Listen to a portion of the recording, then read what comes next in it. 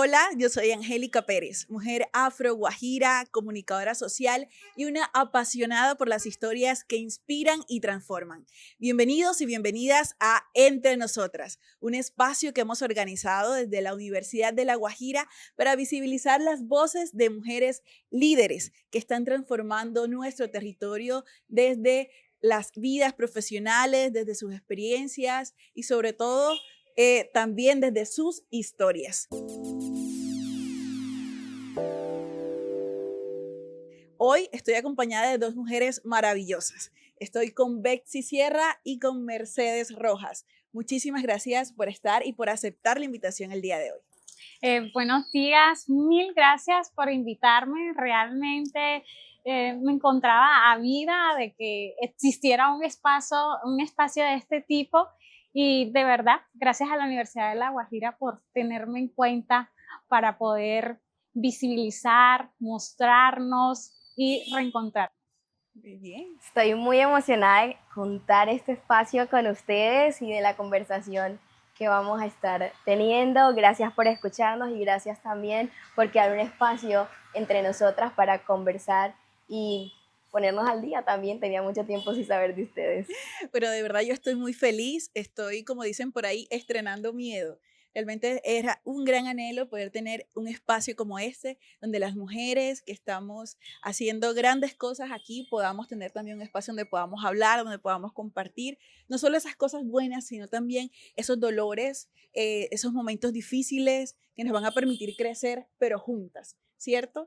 Entonces, yo quiero, antes de empezar a hablar de lo grueso, por llamarlo de alguna manera, quisiera que ustedes se presentaran. ¿Quién es Mercedes? ¿Quién es Betsy? ¿Dónde crecieron? ¿Cuáles son esas personas que son referentes para ustedes? Bueno, yo soy una riohachera, neta, totalmente.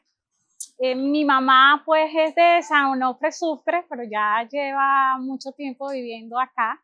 Y mi papá es un hombre guajiro totalmente. Soy una mujer que habita libre y orgullosamente su cuerpo. Ahora mismo soy los abrazos y los desvelos de un bebé de 7 meses.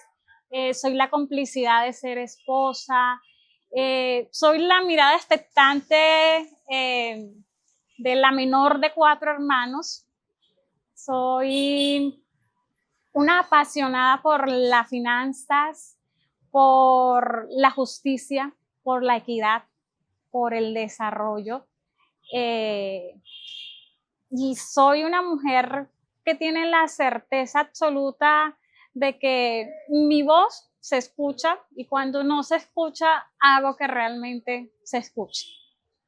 Esa soy yo.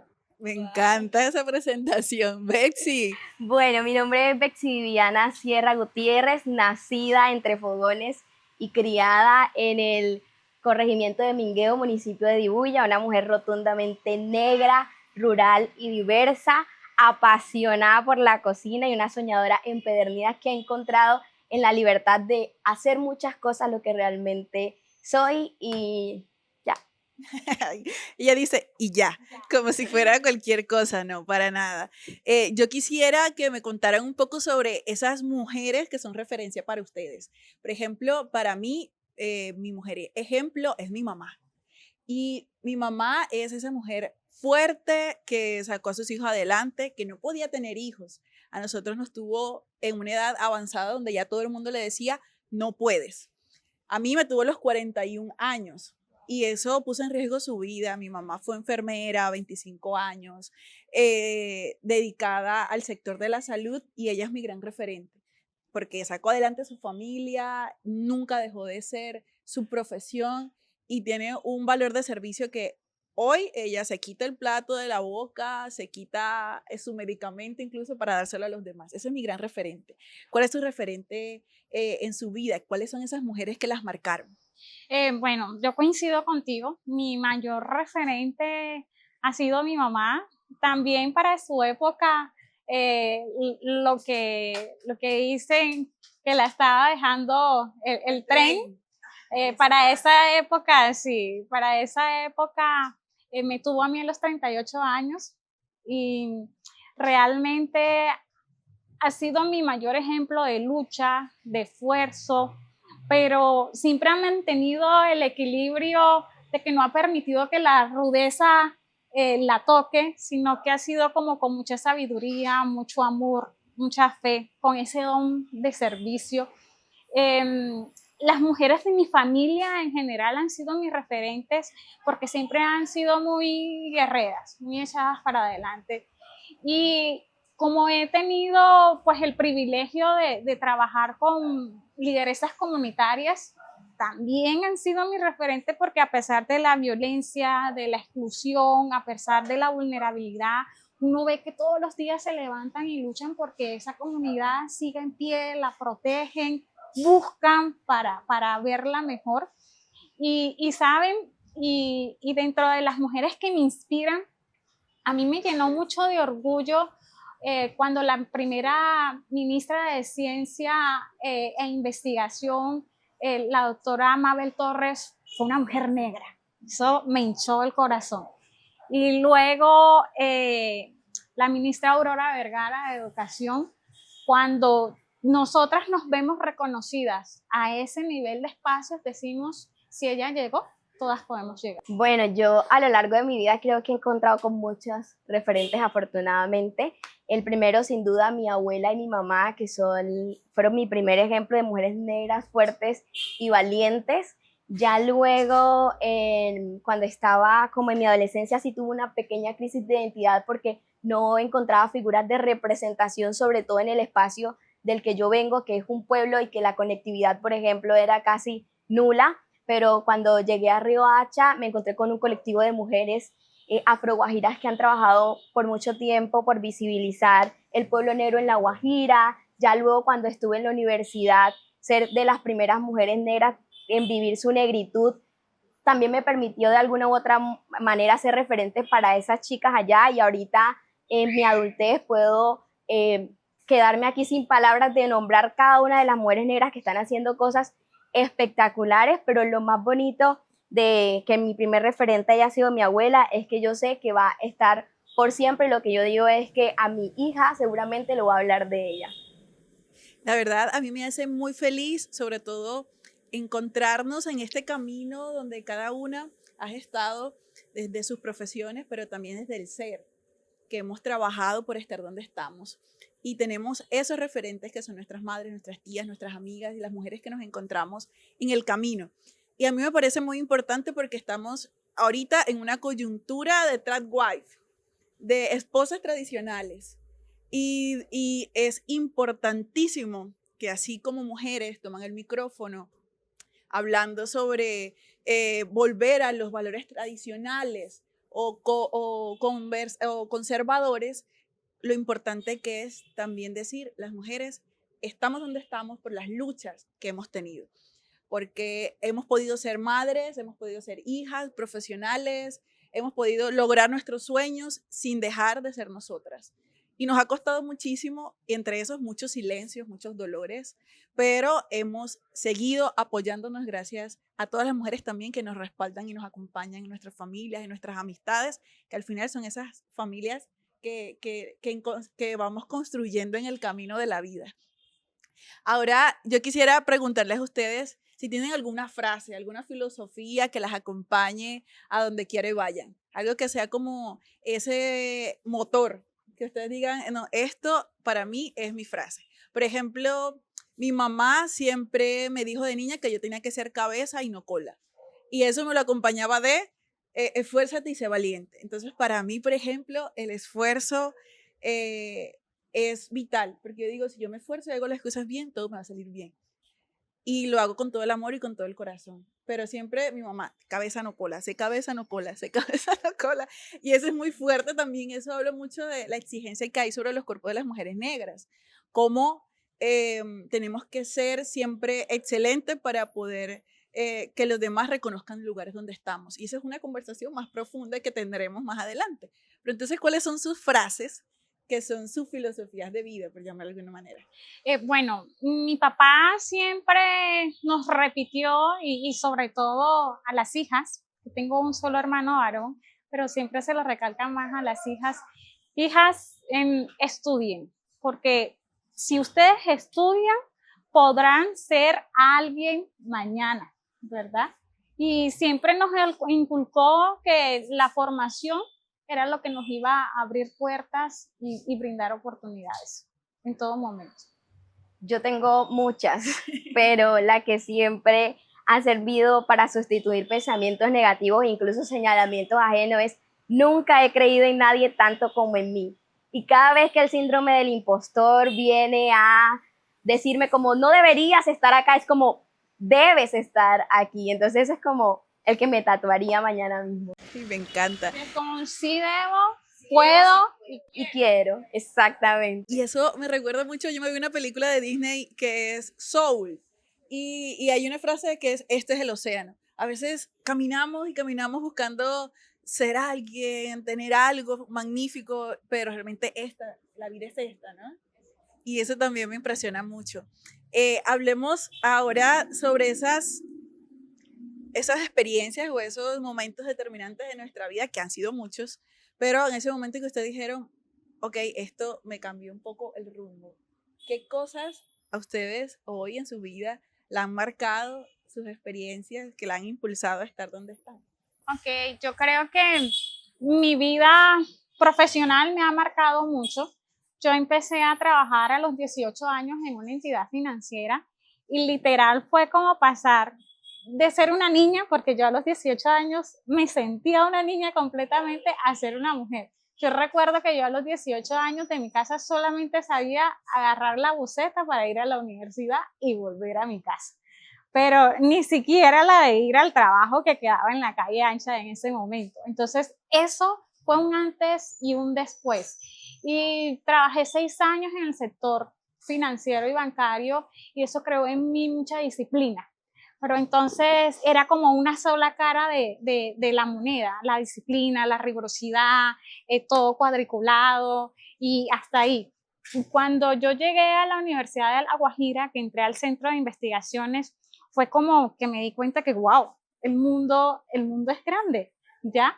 Porque me tocaba revisar los presupuestos de investigaciones de todo tipo. Y yo decía, y yo averiguaba, ¿no? Porque para poder saber cuánto cuesta, tengo que saber de qué se trata.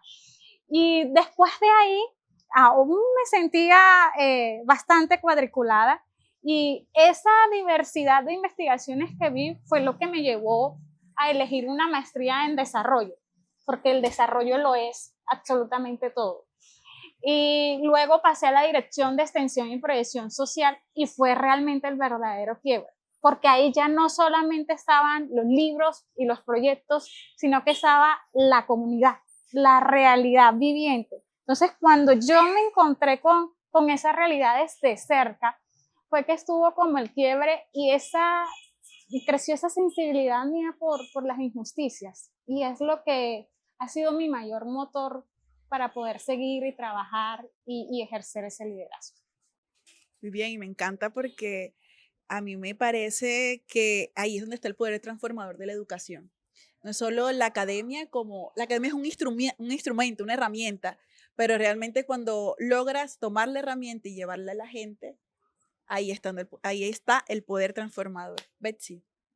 Por casualidad, mi historia también va muy alineada a eso. Para ello tengo que remitirme como a mis orígenes, y era que yo desde muy chiquita crecí en Mingueo, que está a 1 hora de Riohacha, pero para mí Riohacha era un mundo completamente desconocido. Yo solamente venía acá a las vacaciones a visitar a mi tía, pero yo ya cuando salgo del colegio, en 11, todo el mundo estaba teniendo la conversación sobre a qué universidad se iban a ir, no sé qué. Yo era como, no era ni hijo de tendero ni hijo de maestro, entonces esa conversación en mi casa no se dio. Yo empecé a estudiar un técnico en el SENA, y cuando llego acá a Riohacha, que paso hacia el SENA industrial, me doy cuenta que hay una universidad, y ahí es la primera vez que yo conozco la Universidad de La Guajira, en el 2015 te estoy hablando, porque esa conversación no se tenía en los colegios. Yo siempre había dicho que no veía haciendo mi vida algo distinto al derecho. Sí, soy abogada, pero en ese camino yo estaba apasionada por el derecho, pero luego cuando me preguntan qué es eso que haría todos los días de mi vida por amor y solo porque sí, la única palabra que se vino a mi mente es cocinar. Y ya luego de haber luchado tanto por acceder a la educación pública, gratuita y de calidad, yo me digo a mí misma, porque realmente nunca he sido de darle explicaciones a nadie, mamá, perdóname, pero yo le digo como, quiero dedicarme a esto. Entonces yo dejo a un lado el tema profesional de alguna u otra manera y me dedico a mi propósito y a mi pasión, que es cocinar. Entonces, eso también me hizo entender que hay muchas formas de definirse y que no necesariamente necesitamos definirnos desde lo que hacemos, porque seguramente mañana se me ocurre que soy más feliz dedicándome a proyectos sociales o a temas de emprendimiento o mentorías, lo que sea que ocurre en mi vida, pero quiero seguir haciéndolo manteniéndome firme y fiel a mí. Entonces son muchos aspectos en la vida que en general te pueden hacer ese cambio de paradigma y de clip, y lo importante es sentirse bien con ello. Sí, totalmente. Yo, por ejemplo, les cuento que yo soy comunicadora social por decisión y por rebeldía también. Mi hermano es médico, mi mamá es enfermera, mi mamá soñaba con tener una hija médico, dermatóloga, especialista, espectacular. Y yo, no mami, voy a ser comunicadora social. Y ella dijo, ¿qué? Te vas a morir de hambre, no vas a poder salir adelante, no hay futuro ahí. Mi familia me decía lo mismo. Los amigos de mi mamá, si me encontraban en la calle, mi mamá se encargó de decírselo a todo el mundo para que la gente me convenciera de que no era mi camino. Y yo, entre todas las cosas, he sido muy curiosa con el arte y el deporte, y eso fue lo que me aferró a ser comunicadora social. Yo sentía que si era comunicadora social podía mantenerme aferrada a eso.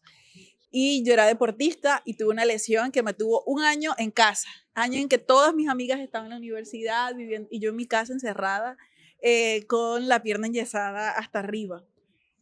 Y ese momento me hizo aferrarme más a mi sueño.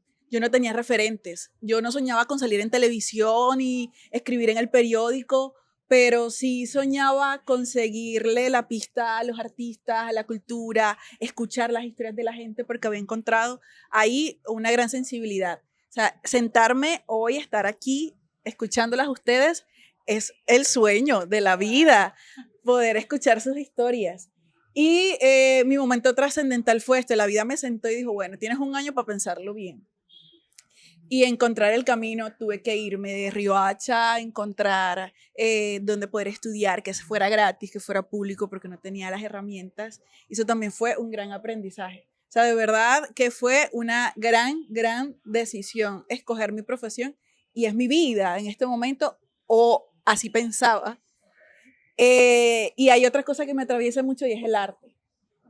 Y entonces he podido hacer un poco de teatro, he podido investigar algunas cosas del circo, y ha sido una experiencia muy bonita en mi vida y muy trascendental, porque me ha hecho preguntarme, ¿soy una sola cosa o no? O sea, puedo ser madre en un futuro, puedo seguir siendo profesional, puedo seguir siendo artista. Sí puedes. Y sí podemos. Ahí está, Mercedes. Sí. Sí puedes. Y sí podemos. Y eso me encanta, de tener la posibilidad de ir un pasito a la vez, ¿cierto? Un pasito a la vez. Y bueno, ya ustedes han hablado un poquito de sus vidas profesionales y quiero que nos sumerjamos un momento allí. Ahorita Betsy hablaba de que es abogada. Yo conocí a Betsy en la universidad, yo me acuerdo. Era mucho más delgada, tenía el pelo largo, una melena grandísima.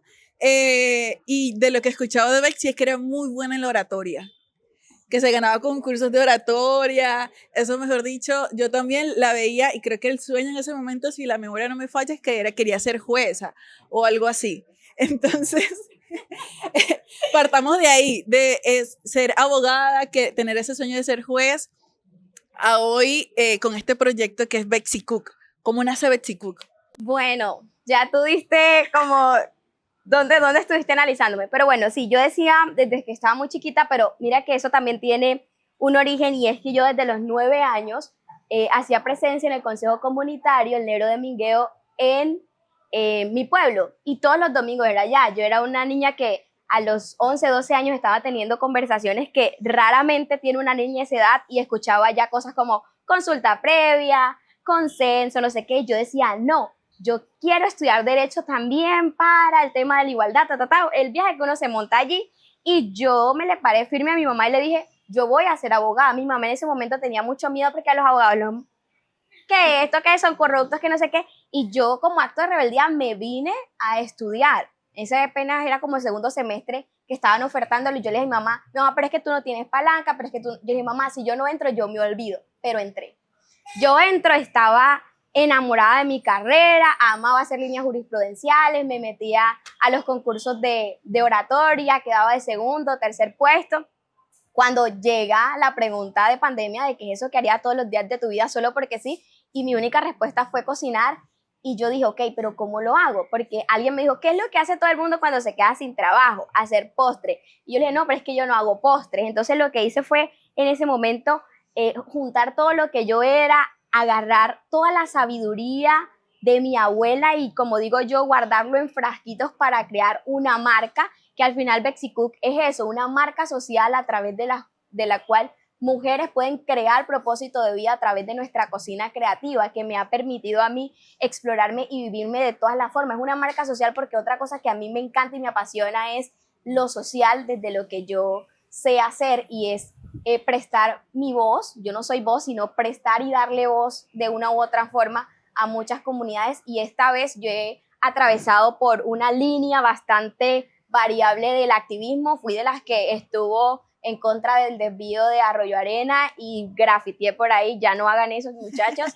Fui de las que estuvo todos los días marchando en la universidad cuando las ordenanzas, pero ya luego tenía una necesidad de crear un activismo mucho más sostenible y seguro para mí, y ahí fue cuando ya luego de sacar como toda esa rabia decidí habitar este mundo con mucho amor y mucha ternura y hacerlo desde lo que yo soy, lo que puedo dar, que es la educación, y también mostrarle a la gente que hay otros caminos. Y es igual de válido esos liderazgos. Total. Me Y encanta necesario. todo el recorrido, ¿no? Y cómo también pasas de cómo el trabajo comunitario te transforma de alguna manera, y no de alguna manera, es así. Claro. O sea, las luchas de las personas en las comunidades hace que cambies el chip, y también te hace reconocer desde el privilegio de donde muchas veces hablamos, y donde muchas personas se sientan a definir los derechos, se sientan a definir como el futuro de los demás. A mí me encanta lo que dices, Betsy, porque también es ver cómo estar de cerca con las comunidades te cambia el chip, y también te hace entender cómo los pueblos han defendido por siempre sus derechos, también sus necesidades. Y es importante porque también te hace ver cómo vives desde el privilegio. Y eso me parece clave también, porque cambias tu forma de ver cómo habitan los demás, y cómo las personas que están sentadas en los altos cargos definen desde un escritorio, pero los pueblos han vivido la lucha y la viven día a día desde sus resistencias, y a mí me encanta decir que esas luchas las debaten las mujeres, las sostienen las mujeres a las comunidades. Así es. Y mira, Betsy y Angélica, que me parece súper importante algo en la historia de Betsy, y es que ella se involucró desde niña. Y creo que esa importancia de nosotros involucrar a nuestra niñez en la adquisición de sus derechos, en ser vigilantes, en realmente estar atentos de qué sucede y no desde su comunidad, porque eso fue lo que le avivó el fuego de querer ser quien es hoy, y eso lo podemos hacer nosotros los adultos, tengamos o no hijos, pero con nuestros sobrinos, nuestros familiares, ir mostrándoles, porque siempre creemos que son muy niños y no entienden, que realmente sí entienden, y a veces tienen unas ideas espectaculares, o a veces estamos creando esa semillita de las próximas Betsys de más adelante. Y tú dices algo muy interesante ahorita, y es el privilegio. Nosotras, frente a cualquier otra comunidad muy cercana, podemos estar habitando el privilegio en estos momentos, porque son cuántas mujeres negras en estos momentos pueden estar reunidas teniendo esta conversación. Y aunque se puede ver como privilegio, te diría yo, ¿no sería esto el mínimo de dignidad que necesitarían los pueblos, sobre todo los pueblos negros como los nuestros? Entonces, ¿qué es el privilegio? El poder acceder a educación, eso debería simplemente vivir con dignidad. ¿Qué es? Poder habitarnos tal cual como somos. Eso es privilegio. Si es privilegio, nos lo hemos ganado con luchas y dolores. Así es, y es ahí a donde normalizamos lo que no debería ser normal y llamamos privilegio a lo que realmente se le debería llamar dignidad mínima. O sea, es lo mínimo a lo que debería tener derecho cada persona, pero hoy estamos en un mundo de que si tú puedes acceder a eso, es privilegio, pero los micromachismos de los que se dan día a día sí son normales. Entonces, tenemos como que el mundo al revés por ahora, pero estamos luchando para que vuelva a su lugar realmente. Me encanta que ya vamos alzándole el fuego a esta conversación, porque es que realmente los privilegios sí existen. Sí, claro. Los privilegios sí existen, pero cuando no eres como nosotras, sino que en ese afán de que todo lo de uno es prestado, es robado, te obliga a que tú te esfuerces 3 veces más, y no debería ser así. Yo hoy, mientras las escuchaba, recordaba que tengo una amiga, yo soy como una hija adoptiva del pueblo de Matitas, que he venido acompañando desde hace algunos años el Consejo Comunitario también. Y ese relacionamiento con esa comunidad a mí me despertó muchas cosas. Y entre ellas, poder escuchar las historias de la gente. Por ejemplo, yo no tenía en mi radar que La Guajira fue y ha sido durante muchos años víctima del conflicto armado. Muy fuerte. Eso no nos lo dicen en el colegio ni de chiste. Y hablamos de otra Guajira que es la Guajira Negra. No, porque es que los negros son los de allá de Matitas, de Tigreras, de Choles. Ellos son los negros, nosotros no. Y recordaba a una de las niñas de la comunidad que acaba de terminar el colegio, entró a hacer el preparatorio en la universidad y en la mitad del camino me dijo, ella me dice, profe, yo no puedo seguir estudiando y no sé qué voy a hacer. Y yo, ¿por qué? Y me dice, no, porque no tengo dónde vivir, yo no vivo en Riohacha. No tengo cómo sostenerme allá, no tengo las herramientas para poder hacer los trabajos, me toca pedir el computador prestado, no tengo apoyo para eso. Y no me alcanzó el puntaje para entrar al programa que yo quería entrar. Y yo, ok, bueno, miramos otras opciones, el SENA. No hay cupos en el SENA. Y eso, o sea, se los digo, se me ponen los pelos de punta porque era lo que hablabas, de cómo muchas tenemos oportunidades de estudiar, pero como muchas otras no. Y no porque no puedan acceder a la educación pública y de calidad, sino porque hay otras cosas que las atraviesan, como la alimentación, como el hospedaje, como dejar la ruralidad para venir y estudiar aquí y todo el esfuerzo que eso implica, lo que decías, hay que esforzarse el triple para poder acceder a la educación. Entonces, ¿qué oportunidades tienen las mujeres rurales frente a eso, por ejemplo?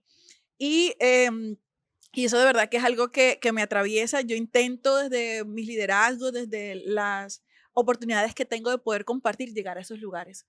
Llegar a esa Riohacha negra rural a las que pocos llegan.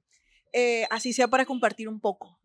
Para que les cambie el chip. He estado en muchos lugares, en diferentes partes del país, y es triste también ver cómo jóvenes, mujeres, niñas, su sueño muchas veces es ser amas de casa, no tienen otras oportunidades, que eso no está mal, pero la pregunta ¿es por elección o es porque no tienen otra opción? O también su sueño es entrar al ejército o a la policía. Eso me confronta mucho porque nunca había estado frente a una niña de 15 años que diga, mi sueño es ser militar. Y yo, ¿qué tiene que pasar en tu familia o en tu contexto para que ese sea tu sueño? Y yo como que analizaba y conversaba con ellas mucho eso. Y eso me pasó en Ciénaga Magdalena hace poco, hace un par de meses. Y hubo una de ellas que me dijo, yo no quiero ser militar porque eso sería fácil. A mí me gusta lo difícil. Y eso fue también muy impactante y son como esos comentarios que me llevo siempre, que cargo en la maleta para hacerme preguntas después. Pero mira, Angélica, disculpa que te interrumpa y uno dice, todo depende de las realidades de cada uno. Exacto. Sabes que yo tengo mi hermana mayor es médico y es militar, ¿verdad? Después de estudiar medicina se metió a hacer vida profesional, ahora es capitán del ejército y yo la veo a ella y yo digo, yo no hubiera podido. ¿ya? Total. Entonces, mientras algunas personas tienen la percepción de que es el camino fácil, para quienes lo viven, quizás pueda que sea su única opción o pueda que sea el lugar que consiguieron seguro teniendo en cuenta todo el desempleo que hay por fuera y las oportunidades que hay por fuera. Y cuando lo están viviendo dicen, es duro, es pesado, vivo lejos de mi familia, son muchos los sacrificios que tengo que hacer, el desgaste físico, mental, vivo la violencia de cerca, pero es la única opción que tengo hoy. Entonces, de verdad que dependiendo del lente con el que se vea y qué tan delgado hilemos, podemos catalogar de fácil, No, difícil es que ningún camino es fácil, u siento opciones. yo. O sea, fácil, bueno, ninguno no tampoco. Pero sí decir que hay caminos Sí, que para unos, como dices, son opciones, son lo que tienen cerca para salir adelante, como para otros puede que no. Creo que tengo la respuesta desde la ruralidad, porque lo que te digo, mira, yo soy la primera mujer profesional, pero hombres tampoco profesionales había. Afortunadamente soy la primera, pero no la única. Y cuando yo estaba en el colegio no estaba la conversación de a dónde me voy a estudiar. Entonces, en un contexto donde apurado tienes lo mínimo para comer, a la gente le cuesta soñar y los que soñamos somos locos de una manera, porque qué posibilidad había de que tú hagas esto y esto y esto. Entonces, ese que no es una decisión, sino como aquí es menos peor de ser ama de casa, conseguir un hombre que me mantenga, es como para salir de esos entornos de violencia que pueden existir dentro de su núcleo familiar. Por ejemplo, o el hecho de voy a ir a ser militar o voy a ir a ser policía. Es más militar porque policía no alcanza para pagar la escuela. Militar, ¿por qué? Porque al final los hijos de la guerra, ¿de quién son? De las mujeres pobres. Y ese es el camino más fácil para mejorar la calidad de vida que tienes dentro de un entorno tan pequeño donde las oportunidades y las posibilidades son reducidas, y salirte de tu pueblo es venir acá con una mano adelante y una mano atrás, donde tú quizás ni siquiera sabes tomar el transporte público, es dejar tu ruralidad. A mí me costó y les digo que afortunadamente mi mamá fue una mujer que trabajó mucho por sostener a sus hijos, pero yo estando aquí en Riohacha, a mí ni el frichi me gustaba porque yo extrañaba comerme mi pescado con yuca, ya me gusta, ¿cierto? Pero es que es muchas cosas que uno atraviesa y creo que eso también hace que como mujeres negras tengamos un pensamiento con muchas transversalidades. Yo en todos los lugares a los que voy, así sea la cocina, no puedo hablar simplemente de cierto tema sin meter el factor diferencial étnico, sin mirar el tema de la edad, sin mirar el tema de la ruralidad o si eres de ciudad, sin mirar el tema de orientación sexual, porque simplemente nosotros sabemos que para nosotras el mundo funciona distinto. así es así, es así. Entonces, literal, lo enfocaste muy bien porque uno diría, no es el camino más fácil, es la única puerta que tienen abierta en el momento y es lo que pueden hacer para brindarle un poco más de dignidad a su familia. Bueno, voy a pausar un momento esta parte de la conversación para que avancemos a otro punto y quiero que hablemos un poco sobre los caminos que ustedes y yo hemos recorrido para identificarnos como mujeres negras. Mercedes, ¿cómo fue ese camino y cuál fue la herramienta que usaste para poder identificarte hoy como una mujer negra, profesional? Por ejemplo, para mí fue la estética. Ok. Para mí fue el cabello, yo empecé por ahí. Y cómo poder llevar mi cabello afro, suelto, definido, sin definir, a la calle, escuchar los comentarios de las personas, que son violentos, por cierto, muchos de ellos. Pero eso me llevó a identificar también lo político, cómo lo estético me llevó a lo político. Para ti, ¿cuál fue ese elemento que te hizo despertar y te hizo clic? ¿O siempre dijiste, yo soy una mujer negra y me reconozco así? Bueno, en mi caso sucede que yo soy irreverente, ¿ya? Yo soy irreverente y los comentarios violentos que existen y demás, yo es como, bueno, acostúmbrate a mirarme, ya. Pero desde chiquita, y miren, tengan en cuenta, en mi casa literalmente quien se reconoce como negra soy yo. Pues mi mamá, mi papá, mis hermanos, todos lo somos, pero como que están un poco alejados del tema. Pero yo siempre crecí como con esa chispa de chiquita. No fue que mi mamá me la haya inculcado, ni una tía, ni nadie. Solo que yo me siento negra, yo nací negra y yo soy negra. Entonces yo cuando chiquita, a mí no me dejaban llevar el cabello suelto. Porque mi mamá me decía, van a decir, allá va la loca. ¿Me entiendes? Entonces yo todo el tiempo vivía con el cabello trenzado.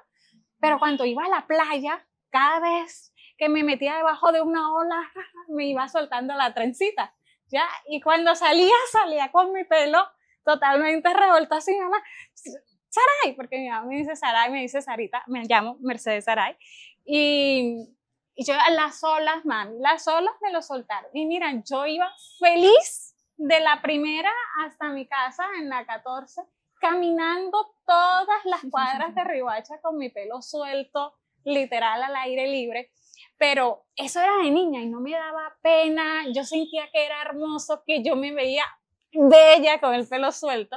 Pero cuando uno va creciendo, justamente todos esos comentarios de tienes que peinarte, no estás peinada, recógele ese pelo, parece una loca, y la vieja costumbre, que gracias a Dios ya no es así, de que el regalo de 15 años es casi que alisarle el pelo a uno, sí, ¿verdad? Para que se vea linda, estilizada, profesional, elegante, y bueno, yo también caí en eso. Y a los 15 años me alisaron el pelo, pero, ¿saben? En ese momento el pelo no definió si yo era negra o no, porque yo sentía que yo seguía siendo negra, tuviera o no el pelo afro. Y llevé mi pelo liso mucho tiempo y hasta el 2023 fue que comencé mi transición a dejarlo completamente natural. Y saben, justamente estas luchas, este acercamiento hacia las comunidades y ver que las niñas necesitan esos referentes de ver, ella es una profesional, es una mujer, es una docente y lleva su pelo afro y lo luce como si nada, es parte de ser ejemplo y ser coherente con lo que hago y con lo que aplico. Y empecé realmente mi transición, pero eso solamente reforzó el ser negra, porque siempre me sentí y lo llevo con mucho orgullo y escucho comentarios de todo tipo. Aún dentro de la educación y la formación en donde somos tan diversos, se extrañan de verlo a uno con su pelo afro. Pero, ¿saben? Me encanta entrar al salón de clase y que vean a su profe con el pelo afro, porque yo sé que más de una niña se identifica en que si la profe viene así, yo también puedo venir. Me encanta. Bueno, fíjate que yo siempre supe que era una niña rotundamente negra y nunca se me permitió que se me alisara el cabello. Mi mamá no lo permitía. De hecho, cuando estaba la época de los 15, yo quise cortarme la china para estar ahí con mi mojadito seco, aquí el pelo planchado y aquí esponjado. Y mi mamá era alisadora, mi mamá se dedicaba a alisar y ella nunca me dejó que mi pelo yo me lo tocara. Pero la estética afro va más allá de eso, por ejemplo, como cuando tú decides cómo verte. Cuando yo entro a la universidad, como les mencionaba, era de las pocas niñas que tenía el pelo crespo y muy largo, y yo nunca sentí que estaba mal hasta cuando llegué, porque son dolores y miedos que tú vas agarrando con el entorno, como cuando te obligan a verte de cierta manera, y una vez me tocó pararme de firme a una profesora que admiro mucho y le dije, no me voy a poner la manta. Igual también me parece que por respeto a la otra comunidad, porque nunca había tenido interacción con la comunidad indígena y yo sí soy recelosa de la apropiación cultural. Y es como, yo soy una mujer guajira, pero soy una guajira negra. Y mi negritud no solamente la vivo con el pelo suelto, porque si mañana me da la gana me la corto por aquí o amanezco con unas trenzas por acá, o por ejemplo en la cocina que se me obliga por higiene estar con el pelo recogido, yo uso mis turbantes y entre más grande, más poderosa me siento, ¿cierto? Pero también eso es muy lindo porque cuando yo estaba chiquita, yo sentía que estaba algo mal, pero no lo hacía porque mi mamá decía, tú estás bien. Y ahí también está la importancia de cómo las mujeres adultas podemos reforzar la identidad de las niñas negras. Y yo ahora soy la más feliz de saber también que no soy la única negra en los espacios, porque antes era la negra del salón, la negra en la reunión, la negra en la excursión, la negra allá, y cuando yo veo más mujeres negras en un espacio, claro, el pelo también es como un canal de identidad, porque tú te ves de color más claro que el mío, pero verte tu pelo y tu nariz, es decir, esta mujer es negra y es mía y me siento segura contigo. Entonces el pelo y la estética también ha sido un camino de tejernos y de esa complicidad que hay entre mujeres negras para entender vivencias que solo sufren nuestros cuerpos. Total. Mira, Betsy, que ahora que tú hablas de mi color, a mí me pasaba mucho que yo decía de niñita, yo soy negra. Y entonces a mí me decían como por consolarme, ¿no? Hacerme sentir mejor, supuestamente. Y me decían, no, tú eres canelita, tú eres morena clara, tú eres café con leche. Y la gente no entendía que es que yo diciendo que era negra, yo me sentía fuerte, poderosa. Yo me decía, yo es que yo no quiero que tú me bajes a canelita. Yo soy negra, negra, ¿me entiendes? Pero eso es, para unos no somos y para otros sí somos, pero lo importante es que lo seamos. Y hay algo también que, por ejemplo, a mí me han dicho mucho y es, tú eres una negra fina. Y uy, cada vez que me dicen eso se me aprieta todo, porque yo les pregunto, ¿por qué piensas que soy una negra fina? No, porque tú eres más clarita, no, porque mira que tienes la cara más alineada, como más alargada, y yo no soy ninguna negra fina. O sea, respeto que usted de pronto me quiera hacer un halago, pero no me halague de esa manera, porque eso habla un poco desde qué lugares los otros también nos ven como mujeres negras. Y quería también que fuéramos dirigiendo ya después de este momento un poquito la charla hacia la educación. Para ustedes que son educadoras, las dos, ¿qué representa la educación y cómo están transformando como mujeres sus espacios de aprendizaje con otros y cómo inspiran a esas otras mujeres que comparten esos espacios con ustedes? Bueno, para mí la educación y la formación es la salida. Para mí una educación con enfoque de género y enfoque étnico que ayude a disminuir estas brechas es realmente la salida. Si tú les das formación a una mujer negra, es posible que tenga acceso a mayores oportunidades, es posible que mejore su calidad de vida, su nivel socioeconómico, y eso la limita un poco más a que sufra otro tipo de violencias, ¿ya? Porque todo va encaminado. Mujer negra, vulnerable o bajos niveles socioeconómicos, violencia segura. Porque muchas veces la salida es conseguir el novio o el esposo o el marido que de pronto está un poquito mejor que yo y me puede hacer salir de mi casa, pero como yo no hago nada, él siempre va a ejercer cierta violencia sobre mí y ya la idea no es que yo elija, sino que me toca. Y desde el salón de clase, para mí el salón de clase es un espacio de co-creación de libertad y de confianza. Dentro del salón de clase, las niñas pueden aprender a sentirse libres, conformes y en confianza de quiénes son ellas y qué pueden realmente lograr. Yo dentro de mi salón de clase, normalmente el primer día me presento y cuando digo los estudios o la experiencia, normalmente se quedan mirando todos entre ellos porque, bueno, quizás me ven muy joven, pero para mí, mi misma persona, el poder decir, yo soy negra, soy contadora pública, soy especialista en finanzas, soy magíster y estoy haciendo un doctorado, es poder decirle a la niña que está sentada allá enfrente, tú también puedes.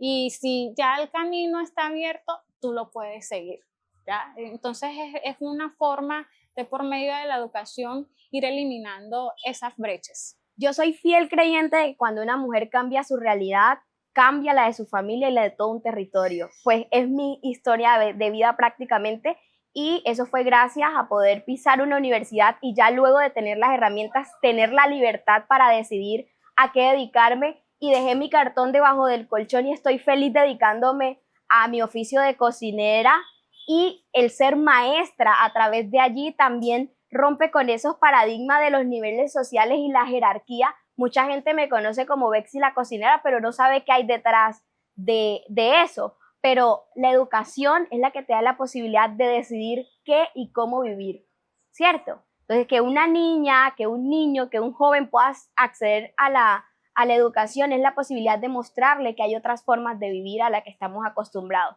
y también darle la opción y la libertad de decidir qué hacer. Bueno, de verdad que estoy fascinada. Hemos llegado al final de esta primera conversación entre nosotras. Realmente quisiera seguir conversando, quisiera que pudiéramos seguir hablando, pero voy a dejar esta conversa hasta aquí porque estoy segura que vamos a tener otra oportunidad donde podamos seguir hablando de estos temas que nos atraviesan. Esta conversación del día de hoy la enmarcamos en la conmemoración del Día de la Mujer afrolatina, afrocaribeña y de la diáspora, y me place haber compartido este espacio con ustedes, con Bexy y Mercedes. Muchísimas gracias, de verdad. Quiero seguir escuchando qué están haciendo, dónde están y que podamos seguir visibilizando todos sus logros. Las aplaudo, una seguidora más de sus logros, y cuenten conmigo y también con la Universidad de La Guajira para visibilizar todo lo que están haciendo, de verdad. Muchísimas gracias por participar. No, muchas gracias. Me place realmente compartir este escenario pues con ustedes y espero que sean muchos más los espacios en donde se pueda seguir hablando de estos temas porque el tema es largo y tendido. En otro espacio hablaremos acerca de nuestra cultura y costumbres y todo lo que proporciona también a los microrracismos. Mil gracias por invitarme. Yo me voy feliz, ya hice la tarea de venir acá a conversar con ustedes y lo que más me llena de esperanza es saber que hay otras mujeres y otras niñas negras que van a ver estos tres personajes y se van a sentir identificada o inspirada, y creo que eso es el ejercicio y la finalidad de poder contar espacios con espacios como estos. Entonces, gracias por la invitación. Le agradezco a cada uno de ustedes, a nuestras invitadas, por haberse quedado hasta el final de este podcast entre nosotras. Muchas gracias y no olviden seguirnos en cada una de nuestras redes sociales y nos vemos en otro próximo programa. Muchas gracias.